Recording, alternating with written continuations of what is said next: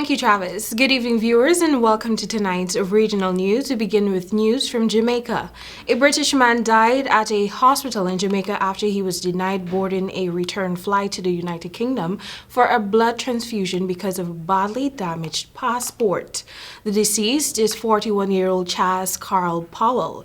Powell, who had sickle cell anemia, was in Jamaica visiting his girlfriend but had to return to the United Kingdom to undergo his treatment for the disorder, that of a regular blood transfusion at King's College Hospital. However, when he tried to leave on his March 9th flight from the Saxter International Airport in Montego Bay, St. James, Powell was denied access by British Airways, reportedly because his passport was in poor shape for validation for international travel. The Southeast London resident reportedly also had his UK driving license on him, which reportedly matched his damaged passport picture, but was still not allowed to board the flight.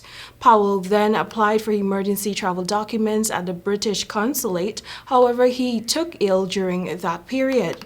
He reportedly developed severe jaundice, a visible symptom of his sickle cell anemia, and complained of stomach aches. The family is awaiting a post-mortem. Still in Jamaica, Minister of Justice Delroy Chuck is encouraging well-thinking Jamaicans to provide security forces with information about persons who engage in criminal activities. He said recently, and I quote, "If Jamaica is to move forward, every single decent individual who sees corruption, indisciplined crime, gunmen, and scammers must have the courage, be brave, be a good Jamaican citizen to expose the lawless and criminal behavior.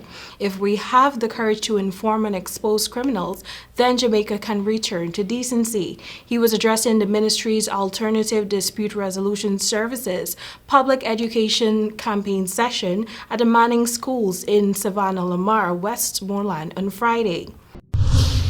Over to Trinidad and Tobago. The Trinidad and Tobago Coast Guard is working to seek out 5 individuals who have been on a Vincentian boat that overturned in Trinidad and Tobago's waters on Saturday. 2 different passengers have been rescued by a non-public vessel. The incident occurred about 5 nautical miles north the Manos Island. The vessel, named Truthful Likelihood, encountered tough north coast seas and subsequently overturned on account of a shift of cargo on board. The 2 rescued passengers have been handed over to the Coast Guard and brought to Stables Bay, the place where they will be medically examined.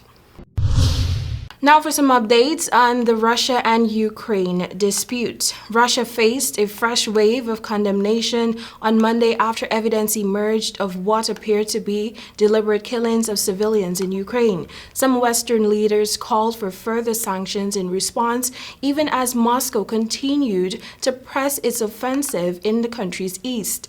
European allies, though united in outrage, appeared split on how to respond. Poland, which is on Ukraine's border and has taken in large numbers of refugees, angrily singled out France and Germany for not making strident action and urged Europe to quickly wean itself off Russian energy, while Berlin said it would take a long-term approach. Ukrainian officials said the bodies of 410 civilians were found in towns around the capital Kiev that were recaptured from Russian forces in recent days. That has brought us to the end of tonight's regional news. Thank you for watching. Back to you, Travis.